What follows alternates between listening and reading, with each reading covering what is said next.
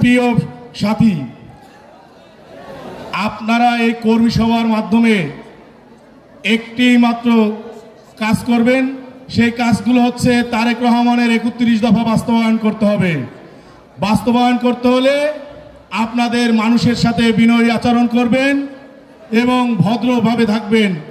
আপনারা কোনো মাদকের সাথে জড়িত থাকবেন না, কোনো কিশোরের, বিশেষ করে আমাদের এখানে উপবিষ্ট মা বোন যারা আছেন, তারেক রহমানের 31 দফায় আপনাদের জন্য অনেক প্রকল্প আছে। তার 31 দফা যেমন স্বাস্থ্যসেবা, নারীদের এবং ভিজিটিং কার্ড সহ অনেক, এবং যুবকদের জন্য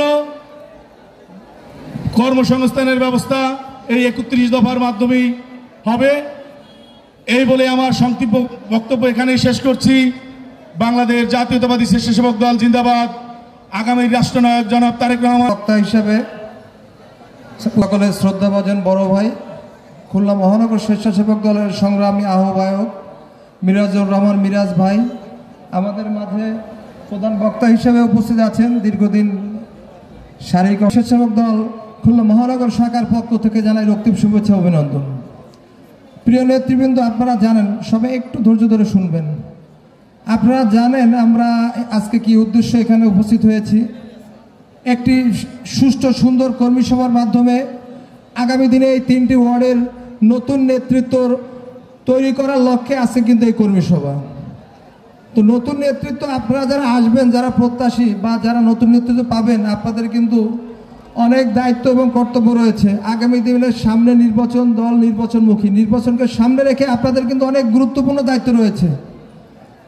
আপনারা একটি দলের পরিচয় পেলেন, বিএনপির বা স্বেচ্ছাসেবক দলের একটি পরিচয় পেলেন। এই পরিচয় নিয়ে আপনারা যদি এটাকে অপব্যবহার করার চেষ্টা করেন, তাহলে কিন্তু আপনারা আগামী দিনে নেতৃত্ব আসার ক্ষেত্রে আপনাদের যে কর্মকাণ্ড, সেই কর্মকাণ্ডগুলো কিন্তু বাধাগ্রস্ত হবে।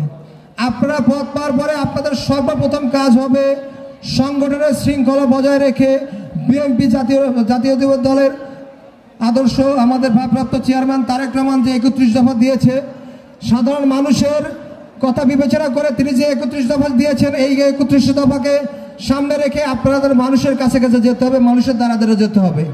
আপনারা কিন্তু ইতিমধ্যে অবগত হয়েছেন, আমরা গত 17টি বছর কিন্তু একটি ফ্যাসিস্ট সরকারের বিরুদ্ধে আন্দোলন সংগ্রাম করে আজকে এই জায়গায় এসেছি। এখন কিন্তু নতুন কিছু ফ্যাসিস্টের উদ্ভব হয়েছে। শুধু ফ্যাসিস্টটা, এখন কিন্তু ফ্যাসিস্ট, চাটুকর, স্বৈরাচার, বিভিন্ন ধরনের অপসংস্কৃতি বলেন বা মানে খারাপ যাদের বলা যায়, তাদের বিরুদ্ধে আমাদেরকে লড়াই করতে হবে। বিশেষ করে একটি ধর্ম বিক্রি করা দল বর্তমানে কিন্তু মাঠে ঘাটে কিন্তু তারা সক্রিয় হয়েছে। তাদের বিরুদ্ধে সোচ্চার হতে হবে, মানুষকে বুঝাতে হবে ধর্মের জায়গায়, রাজনীতির জায়গায়। ধর্ম রাজনীতি একটা, ইসলাম আর জামাত একটা, এটা মানুষকে বুঝাতে হবে। জামাত আর ইসলাম একটা। আপনি বেহেশতের টিকিট বিক্রি করার ক্ষমতা একমাত্র আমার আল্লাহ পাক রাখেন। বেহেশতের টিকিট আল্লাহ পাক কোনো মানুষের হাতে দেয় নাই। বেহেশতের টিকিট মানুষের কাছে দেয় না। বেহেশতের টিকিট হয়েছে আল্লাহ পাকের কাছে, কোরআনের কাছে রয়েছে। আপনারা কোরআন পড়বেন, 5 ওয়াক্ত নামাজ পড়বেন, বেহেশত আল্লাহ আপনাদের জন্য ওয়াজিব করে দেবেন ইনশাআল্লাহ। কোনো মানুষের কাছে বেহেশতের টিকিট নেই। কোনো মানুষ বেহেশতের টিকিট দেওয়ার ক্ষমতা রাখে না। এই জিনিসটা মানুষের কাছে আপনাদেরকে পৌঁছে দিতে হবে। ধর্মের জায়গা। আমি একজন মুসলমান, ধর্ম আমার সব থেকে আবেগের জায়গা। আমার ধর্মকে নিয়ে যদি কেউ বিকৃত করার চেষ্টা করে, ধর্মকে যদি কেউ বিক্রি করার চেষ্টা করে, তাদের বিরুদ্ধে আপনারা আমার কিন্তু রুখে দাঁড়াতে হবে। আপনারা আমার কাজ করতে হবে, মাঠে থাকতে হবে। এই বলে আমি আমার বক্তব্য শেষ করি। সবাইকে আবার ধন্যবাদ। বাংলাদেশ জিন্দাবাদ, শেখ প্রেসিডেন্ট রহমান আহ্বায়ক, খালেদা জিয়া জিন্দাবাদ, তারেক রহমান জিন্দাবাদ। আমাদের সকলের আশা আকাঙ্ক্ষার প্রতীক খুলনা 3 আসনের পরের শেষের